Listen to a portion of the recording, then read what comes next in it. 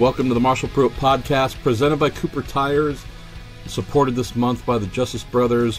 We have our very special guest, my pal Pushy Loose, also known as Chris Simmons. Mr. Simmons, how are things in your world? Things are good in my world. Everything's going well. We've got a weekend off coming up, which is pretty welcome this time of year. So, we're looking forward to 5 more races this season, and so far so good. It's got a couple of fun things to get into today. You're coming home from a test at Mid-Ohio where I believe 11 cars, approximately half the grid, spent their Tuesday. We also have the announcement of WeatherTech Raceway Laguna Seca coming back onto the schedule. Obviously, we have the Toronto race last weekend. I don't know if you heard about that one. Some Kiwi guy apparently did okay. And then we learned this morning, unfortunately, of Mo Nunn's passing. So we have some good items to get into and also one sad one before we get into Q&A. Before we get into all that, as we have been saying all month long, we're incredibly thankful for the Justice Brothers stepping in to support our existing efforts with Cooper Tires. It's been with us for the year. Justice Brothers are looking to hopefully expand their sales and distribution team, have told me to let the world know that if you do have an interest in selling their additives, lubricants, and cleaners in the automotive, semi-truck, agricultural, and industrial markets, you can check out their website, justicebrothers.com. There's plenty of information there on how to join the team. Another fun thing, Chris, which is even closer to home, is our friends at Toronto Motorsports, the ones who've been doing the cool cartoon stickers and characters and figures and t-shirts and you name it. They've also been supporting us here in the podcast for a good while. They've come up with a fun little code, a discount code. So if you want to go to torontomotorsports.com and use the code INDY, all capital letters, Marshall Pruett podcast listeners can save 25% on all IndyCar related merchandise.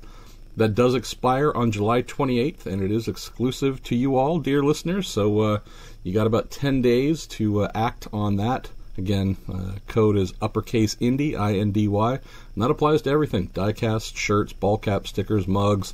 And, they're doing good things up there in Toronto Motorsports. So as someone who has stuck their stickers on plenty of things, I firmly appreciate everything they're doing. Chris, let's start off with last weekend in Toronto. Boy, I definitely thought that number 9 Chip Ganassi Racing Honda was going to be on pole.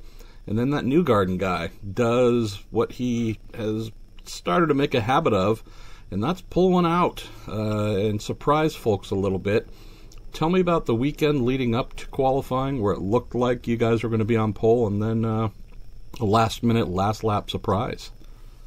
Well, Friday night we were feeling pretty good about ourselves. The 2 sessions has gone pretty good for us, and the Penske guys looked like they were struggling a little bit, and we thought, wow, maybe we can pick up some points this weekend. And then Saturday morning rolled around, and I guess those guys didn't go out to dinner. They just worked all night, and I don't know, we'll have to see if maybe they broke garage hours or we can get them on that or something. But they had their act together Saturday, and it wasn't just Newgarden. All 3 of the Penskes were much improved on Saturday. I don't think there was anything wrong with our car. We just it was difficult conditions, and knowing when to go and when not to go, and trying to be on track at the right time was difficult for everybody. I think the field was a bit jumbled up with the conditions and trying to chase the setup from wet to damp to dry.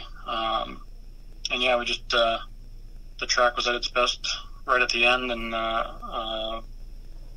by then our tires probably weren't as good as they should have been, and Joseph did a little bit better lap than Scott was able to do, but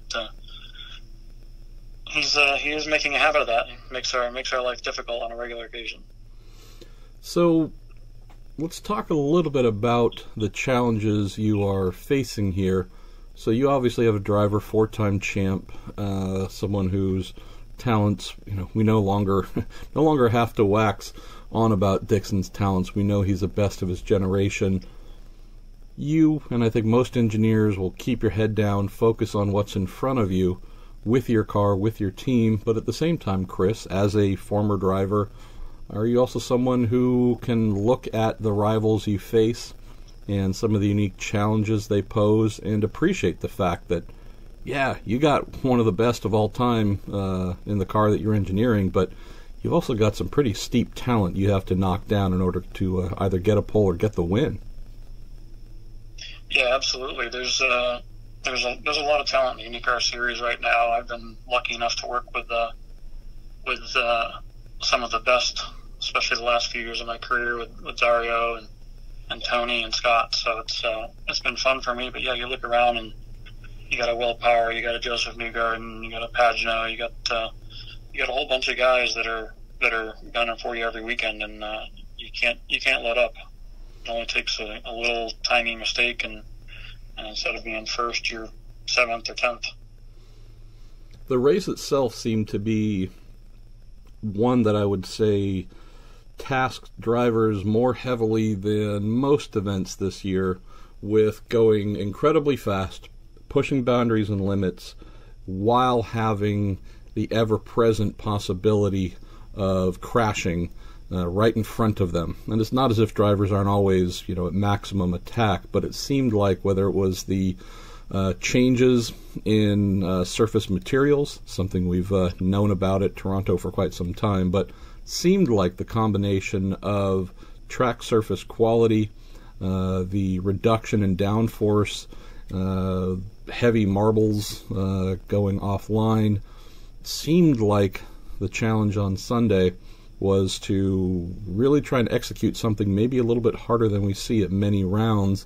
And everyone from Newgarden to Sato, whether it's champions to rookies, were hitting walls, crashing, doing all kinds of stuff, trying to stay on top of their cars.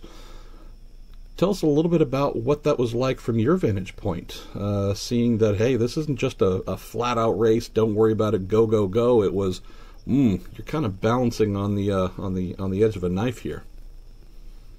Yeah, Toronto's always had a lot of surface changes, and it's always given the track a lot of personality. I think it still does, even with the repaving. There's still concrete patches and some little bumps to deal with. Nothing like what we had a few years ago, but the combination of that, it was quite hot even for a summer day in Toronto. The track temps in some of the corners were up to 120 degrees. So the combination of less downforce, a quite physical track, and I think because some of those bumps were smaller, guys were pushing the limits to the walls a little closer, and when there was a little mistake, there wasn't much margin for error. I think you saw that in the race, and it was certainly mixed up. So we had, in your case, Dixie, who it looked like in the opening stint wasn't as happy as he'd hoped to be, switching on to the primary Firestones for the second stint. Really seemed to bring the car to life, and getting up on Joseph's gearbox was then the next order of business.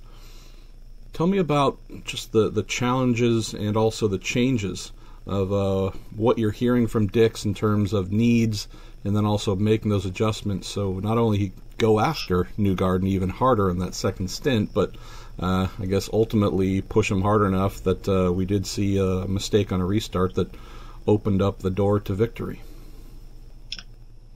Yeah, the beginning of the race, Scott got a pretty good start and had a decent run on Joseph down to turn 3, but Joseph protected the inside, and Scott didn't want to take the risk around the outside, and he followed Joseph pretty close for the first third of that stint. And as any driver will tell you, even with a reduced downforce, there's still a lot of turbulence back there, and you're running even less downforce when you're following somebody. And following that close for a third of the stint was probably not doing our tires any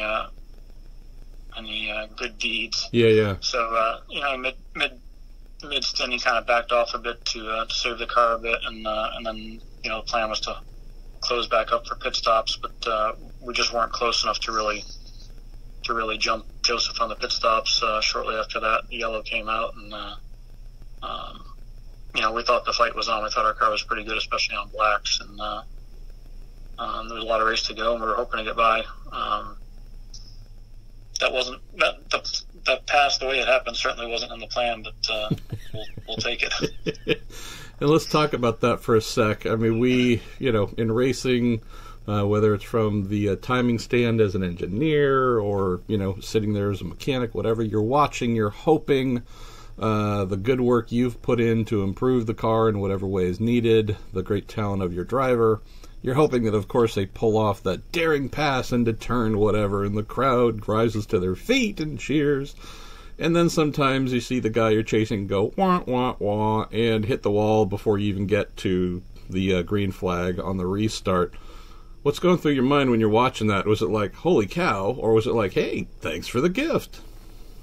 Well, it was right in front of our pits. You often, on the restarts, we're watching the monitors more than we're really watching the racetrack, but you heard Joseph go, and then all of a sudden it got quiet, that quiet that you hear right before someone hits the wall. That kind of deafening quiet. We're like, did we just hear that? And then you heard him brush the wall and look up at the TV instead of down at the telemetry, and sure enough, that just happened. So it was a little incredulous, and then there was quite a big jam up behind him, and then all the craziness broke loose in turn one. So not something we were expecting. It's something that it can be a risk. You have to be careful of things like that, even from a strategy standpoint. You can get yourself in trouble if you're saving fuel. I don't think this was the case with Joseph necessarily, but if you're saving fuel and you don't have enough fuel to warm the tires up properly, you can put your driver into a situation like that. So you have to try to save the fuel early in a yellow. Make sure you tell your driver, hey, we're going green next time by. Start warming your tires and all that. So even under yellow, there's things to pay attention to. And looking at how the race played out once Dixie got into the lead, I mean, there was a little bit of pressure there towards the end when he was wanting to get by Ryan Hunter-Reay, obviously. Pagenaud was, again, applying some pressure there, but it didn't seem like things were going to go particularly sideways. What was the mindset on pit lane of how you're trying to get to the finish line there? Were you feeding Dixie information about what was going on with, Pagenaud creeping forward? Or is that the kind of thing at this stage where you don't really need to actively manage that for a veteran like this? No, we're always trying to feed him information, and the most nervous part for us was really a few laps before that. When you're in the lead there, or anywhere up the front, really, it's hard to come in early because you drop yourself back into the pack where the cars are on older tires and are slower, and then the guys that are around you can go for the overcut. Conversely, if you stay out too long, and we've had this problem at Toronto before, you can get caught by a yellow and go right to the back. So we were in a really difficult spot there for a little while because we were going to come out in a not so great spot in traffic. But we knew guys at the back, or not even at the back, guys throughout the field, midfield on, some guys that had some pretty good cars, were going to start taking a chance on a yellow, pitting early in the window. So it's a worry, and we're monitoring those gaps live, full time, talking about it back and forth on timing stand. Myself, Mike, Scott Harner, Kate, Danielle, all of us on the timing stand. We're talking about where we're going to come out, what fuel mileage we need to get to the end, and all that. And then when Wickens pit, that gave us a bit of a gap to fall into, or a bit of a cushion to where we could come out behind somebody and still maintain the lead without someone overcutting us. And then we managed to get just enough gap to Hunter-Reay where we thought we could probably come out in front of him. And then we had a little bit of a slow stop and came out right behind him. So I can't even really say it was a slow stop by most team standards, but by the Wolfpack standards, it was a bit of a slow stop, and we knew it was going to be close anyway. We would have liked to have a bigger gap, but didn't want to take the risk on getting caught out by a yellow. So it was a little tense for a little bit there. Scott was wanting to get by Hunter Ray, make sure nobody was up behind him, and we said, just calm down. You got pace. Take care of your tires, long way to the end. And luckily for a little while there, the gap to Paginos had stabilized, and then I don't know if his tires came up or what, but he started closing that gap up, and Hunter Ray, was at the end of his stint, so not going as fast as he had earlier. So that gap got down pretty low, and then we had a pretty good idea when Hunter Ray was gonna pit. He pulled off, and Scott was able to stretch that gap out again to the end. So a little bit tense, but really the tensest spot was before we pit. Just always nervous about getting caught out by a yellow. Yeah, absolutely. So if we look at the points and how things played out, Chris, you guys nearly doubled your haul of what you brought into the event. And we have we got tons of questions for you, so I don't want to get too far deep in some of the things that have been posed and whatnot, but it's not as if a 62-point lead with 5 rounds to go is something where you just kind of, put your feet up and go, all right, this is going to be easy. But is there any sense of, okay, that is a good number, we can manage that to get a title? Do you just put that out of your mind and pretend as if you know nothing about the standings? How do you use a good thing like 62-point lead over Newgarden without it maybe distracting you? Well, I think the only thing the 62-point lead tells us right now is that we'll come out of Mid-Ohio with the lead still. Yeah. Beyond that, it doesn't really tell us anything about how the rest of the season's going to go. And, we tested at Mid-Ohio. Some of the other guys tested at Iowa. The Andretti guys are testing it at Gateway. Some of those oval tracks where we're not testing, we expect Andretti and Penske to be strong. And, even if we're on our A game, if they're a little better, that puts us 8th, so, or 9th. It's not something you can rest on. We had a pretty good lead with this fairly good driver named Dario Franchitti a few years ago, and he had a rocket ship at New Hampshire and had a little incident on a restart, and all of a sudden that point lead disappeared pretty rapidly. So with double points on offer the last race, the goal is to go in there with as big a cushion as possible. So if you do have an issue, you can still maintain that point lead. But we said a few weeks ago that we were going to have to win a couple more races at least to close this championship out. We got one, and we think we need at least 1 or 2 more. So that's going to be the goal of these last 5 races. The nice thing, and this is one of the things, Chris, I don't believe fans understand how nice the Chip Ganassi Racing team is, and some of the other teams that were at Mid-Ohio yesterday. You guys helped out the track, make sure the barriers are working and functional, everything's good. I know Meyershank Racing's Jack Harvey joined in on the barrier assessment program and whatnot, so, it's also, gosh, you guys just keep giving back to the community. I love that. Yeah, that I must have mistakenly wrote that on the test plan. That forgot to take that off. So we'll revise that test plan for next year. But nothing, nothing bad, nothing that can't be fixed, nothing to derail the momentum. Hopefully. No, we had the car back together. We had to put it back together twice, unfortunately. And by we, I mean the guys. I pretty much stand there and watch these days. But the track was difficult. Track's always difficult at Mid-Ohio. It takes a while for the grip to come up, and even with 11 cars, it takes a while. And we were kind of at the point where if you got off, the line had some grip, and then if you got offline, there wasn't much. So it was real easy to make a mistake yesterday, and happened to both of our guys. It wasn't one of our finest tests, but luckily we had split the load between the cars and started at opposite ends of the list. So we didn't get everything done by any means, but we still got some good information. So we're looking forward to Mid-Ohio. Should also mention here, dear listeners of the Week in IndyCar, we're trying something new this week. Going to try it for a couple of weeks, see how it pans out. I've been asking folks, hey, what do you think? Longer podcasts, shorter podcasts for these weekly specials like this, and also the Week in Sports Cars.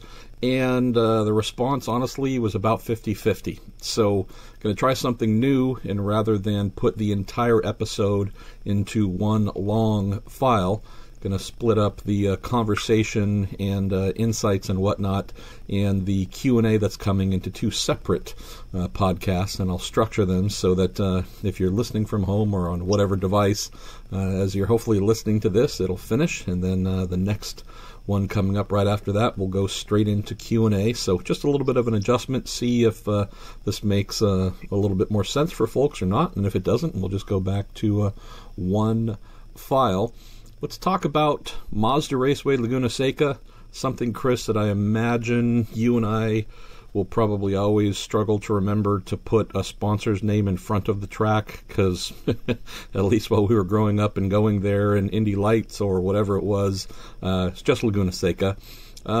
Share some thoughts about heading back to one of IndyCar's spiritual homes. It'll be our new season finale starting next year, and I guess like many of the tracks you go to, you're not just there making engineering calls as someone who only knows standing on pit lane. You're someone who's been to a lot of these tracks inside race cars up to and through Indy Lights. Yeah, I did drive Indy Lights there at Laguna. Beautiful part of the country, and like IndyCar's been able to do with a number of tracks lately, it's a place with a rich IndyCar history, and I like what the series is doing there. The places with that history are so fun to race at, and to look back at some of the names that have been successful there, and the fan base that you can draw from that are so passionate about IndyCar. It's fun to go to those places. Sad to see Sears Point or Infineon Raceway or Sonoma Raceway or Sonoma Raceway or any of its other names through the years go. They've been a great partner for IndyCar. We've had a lot of good races there, had a lot of fun there. I know a lot of our sponsors have enjoying going there for years. And it's another beautiful part of the country with passionate fans, and maybe someday we'll be strong enough and can draw enough to support both tracks. And I'm hoping I'm around to see that day. Yeah, we've got some more work going on behind the scenes. Not exactly ready to say that they're going to happen, but there's definitely some work that is in action on the 2019 calendar. When I caught up with Mark Miles yesterday at the Laguna announcement, did mention that while he wasn't wanting to put names on it, you've probably heard the same rumors I have about Circuit of the Americas possibly being a part of the calendar. Have heard about an oval or two in the east, northeast that might be in the frame. I'm not sure how much is going to happen there. Homestead, which I wrote about, I think recently, was looking like, as of Road America, as the de facto replacement for Phoenix, and even had one person in the series tell me basically it was a done deal. Wasn't saying it was truly done, but it had come that far to where they felt comfortable in saying that, it looks like we're going, and that is apparently stopped altogether. So Homestead is off, which, I don't know about you, I have fond memories of racing there with teams. I don't have fond memories of going there and looking at the crowd size, which was pretty bad in the latter years. Yeah, we've had some success there, and I remember back when it was the mini Indy, the four-corner track, which I loved. But all the iterations of that track have had good racing, I think. And I think the current Indy cars would race well there. So it would be nice to go back there. But you're right. It's hard to fill the seats, and IndyCar's balancing television versus filling the seats. And the promoters, they get their money by filling the seats, so I understand where they're coming from too. So it's a place I'd love to go back to. We've had some great races there, and I think it's when we first went to Homestead, you wouldn't say it was a beautiful area of the country. When we first went there, about the only thing there was the Coast Guard air station, There's a refinery right next to it. The Air Force Base and the track, and the rest of the area had pretty much been leveled by the hurricane. So the growth down there since then has been pretty amazing. And like I say, it's kind of like the Sonoma Laguna thing, hopefully someday the series is strong enough to where we can pull enough fans in to make it make sense for the promoter, because I think it would be a great place to race. And I'll save a couple of other tidbits on Sears and Laguna and some of the other track-based stuff, because I know that we have a question or two, so I'll save some of the deeper insights for that. Let's look to maybe a little bit earlier than expected, but look to maybe wind down the part one of the week in IndyCar here and start at least rounding turn 3 towards Q&A. So if we look at another milestone, I realized today, Chris, I don't know if Zach Veach has the the little sign at home where you put the numbers of how many days since the last fire, but we're at 10 days for IndyCar's little fire starter without anything going up in flames, so we should definitely celebrate that milestone for him. Ha ha he he. On a more serious note, Mo Nunn.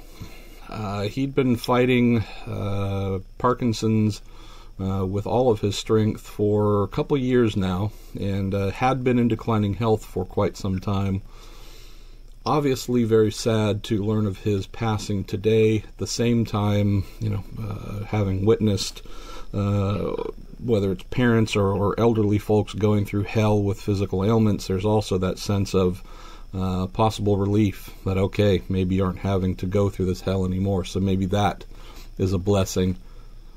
Thinking of Mo, though, Chris, I know that you as a championship-winning, top-tier Hall of Fame racing engineer, me as a custodian sweeping the floors in the Engineering Hall of Fame, whether you're someone at your end of the spectrum or my end of the spectrum, you have to look at Mo Nunn and think, good Lord, as someone, even a designer, but also a race engineer and then a team owner, this is just one of the titans of our sports that we have lost. Yeah, absolutely. Not just an IndyCar, Formula One, driving himself back in the days. So it's a sad day for Chip Ganassi Racing, a sad day for IndyCar. I know it's a sad day for his family, and Mo gave my brother a ride in the 500. Was a big part of getting his IndyCar career going. Yeah. And a lot of other drivers, through the years. And, we have obviously plenty of people at Chip Ganassi Racing that worked with Morris. But even people that didn't work with him at Chip Ganassi Racing back then, worked with him at his own team. And now work with us. So a lot of friends through the paddock that know him, a lot of close ties to Morris. I never worked with him directly, other than Chip and Mike brought him into to a couple of races back when things weren't so good, back in 2005, and he was actually on the timing stand with us at Watkins Glen when Scott won there with the Toyota Power, where we'd been struggling most of that season. So he was there kind of more as an observer, but it was interesting to see his viewpoint and the way he looked at things, for sure. And like you said, a titan of the sport, someone that's going to be missed. And our thoughts and prayers are with Catherine and Elliot and the rest of his family in their time of loss. Of the many things I appreciated about Mo, although I did pay attention most of the time in high school and did later in life go to college, most of what I did in my career as a mechanic or otherwise was largely self-taught and or just was not something that was steeped in going to university or training courses and whatnot. And I always looked at Mo and appreciated what Mo did, because he was the king of that, king of the self-taught person. And again, you don't have to go to university to be highly intelligent, but he was someone who always stood out to me as a guy that proved if you have the interest and the mental capacity and aptitude for such things, you can learn. You can be a Formula One chassis, designer, run your own team, be a championship-winning race engineer, and so on and so forth. just really almost a throwback to that I have a will and I am going to find a way. And when I walk into my trophy room, there is proof that this can be done. You can get to where I am without having to go through maybe some of the more traditional routes that have become popular these days at the upper echelons. Do you have an appreciation for that aspect of Mo as well? Yeah, absolutely. We talk about it all the time when we get people asking how do you get into engineering or get onto a race team, and it's probably harder now to do it without a college degree, but still it's about so much of it is about experience and attitude, and being able to see a way forward that you're not going to look up in any book, and putting a lot of different pieces together. So yeah, Morris obviously was the epitome of that, and it's just the way he approached his life. Funny story that I've heard a few times around the CGR shop. I don't know if you know this, but Morris was a pretty avid golfer too. Yeah. And at one point, he had one of the guys at the shop taking all of his golf balls and putting them in the MTS machine and checking the stiffness of the golf balls and rating them, putting them in order. So Morris knew which ones to use on which hole and on which course and all that. So he approached his golf the same way he approaches racing. No detail left unturned. I love it. Well, let's do this, Chris. Let's go ahead and say farewell to part one of the Week in IndyCar on the Marshall Pruett podcast, presented by Cooper Tires and supported this month by Justice Brothers. And we will be right back with part two, Q&A, and we are going to cram in as many questions as possible before we have to let good old Pushy Loose go.